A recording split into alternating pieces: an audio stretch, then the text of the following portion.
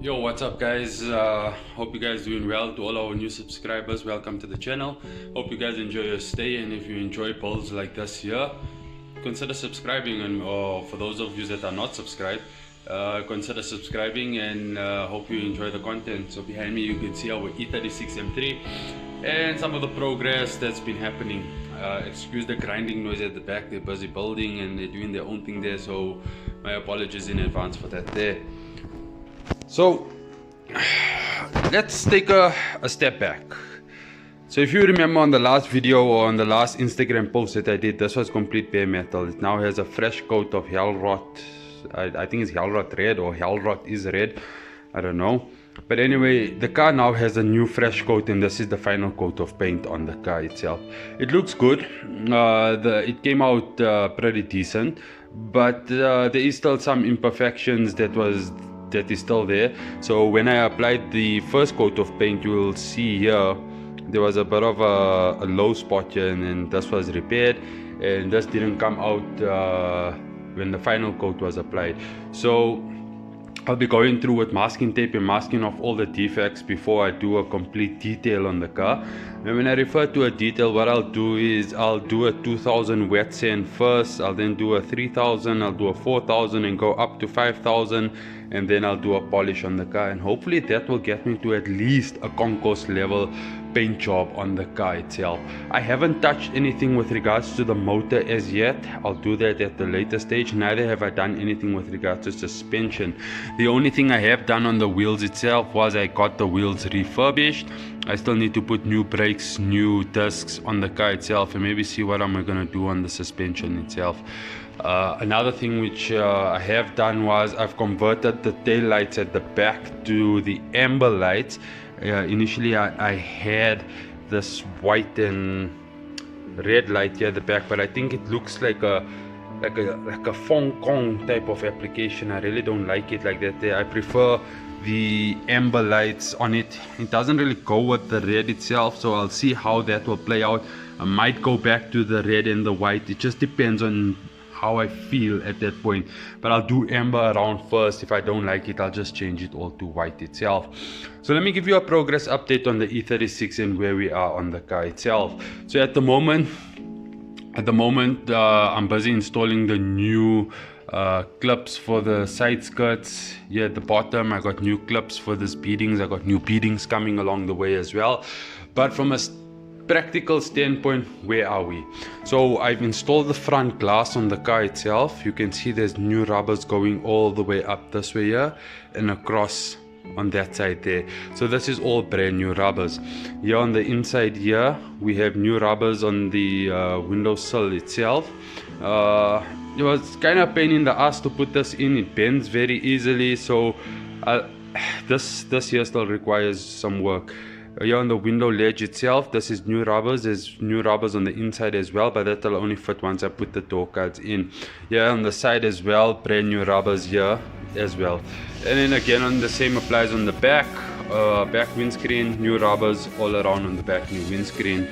On the inside of the boot, you can see the rubbers here. I think yeah, these are the rubbers here. So new boot rubbers going on the inside there as well. The same that was on the left hand side has been applied to the right hand side. New rubbers all over. And the other thing is I got the pop-out windows to work, which is exceptionally pleasing as well. In terms of the interior, what still needs to be done, so I only have one door rubber from Germany at the moment. So I'll put the one door rubber in. I'm waiting for the second door rubber still to come through. These were the most expensive rubbers of the entire build. I think they were like 6,000 rand each or 12,000 rand for the set. Very expensive. Interior wise, we still have this City Golf car seat here. The reason being is that the guys for the interior still haven't come to the party. They said they'll deliver it tomorrow. As soon as that's delivered, I'll get new carpets. I'll put everything back together as soon as how it's supposed to be put back together. The steering is going for reupholstering.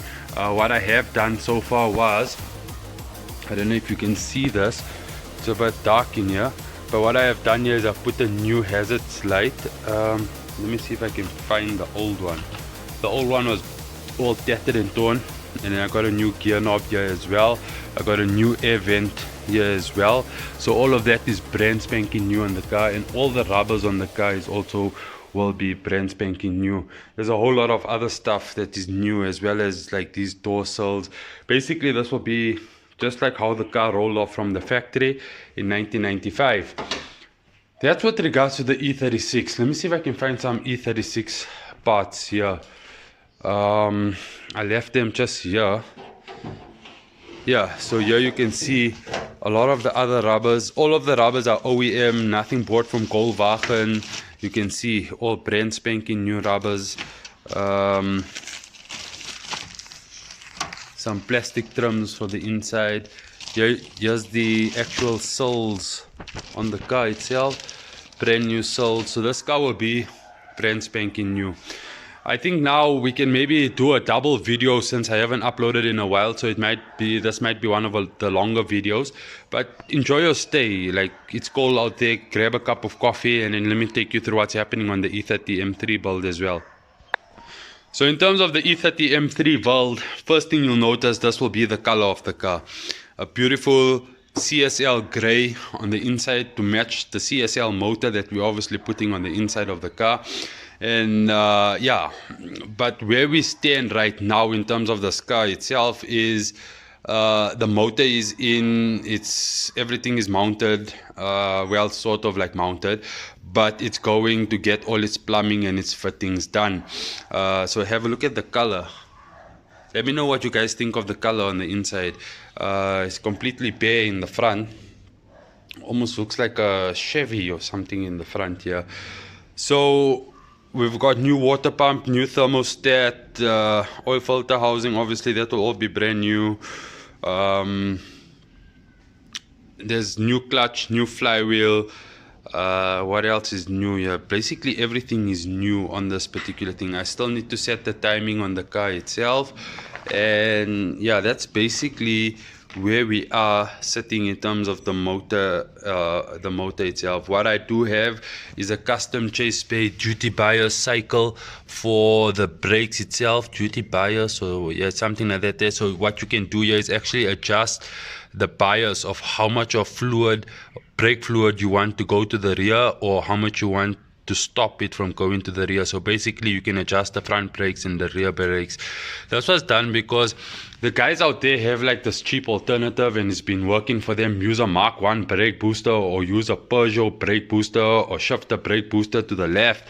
That's all, that's cutting corners. And here at Enthusiast Garage, we don't cut corners. We do it right, and we do it right the first time, and we do it properly. So we invested in that particular item there, and it complements the engine bay, because reason being is, like you see the motor sitting like this with no wires and things on the side like this here, that's how it's going to be the end product. So I've started on the wire tuck as well.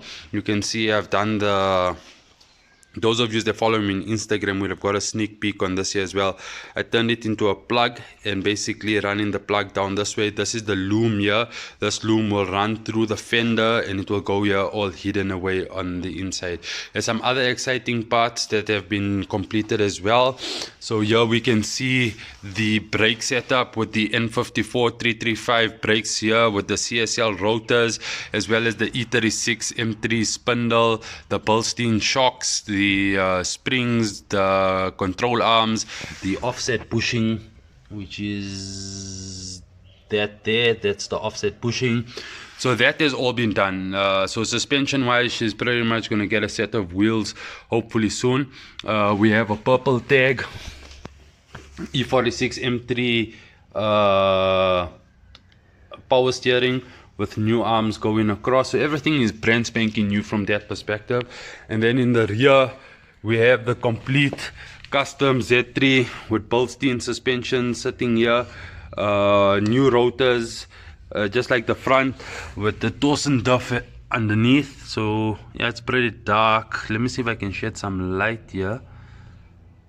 So yeah, so there we go. So the complete rear suspension is done as well, and yeah, basically that's the rear suspension. Moving into the interior of the car itself. The door cards have yet to be sent to the upholsterer. However, everything else has been sent. So the front seats have been sent to the upholsterer. The rear seats as well, and that will be kind of a surprise for when it does arrive. Here's the oil cooler that's going into the car itself. This is very cool as well. This is a power steering cooler, also from the United States. This is a new clutch line from the United States as well. All of this is going in here. Excuse the Dremel. Yeah, we needed to do some custom modifications here.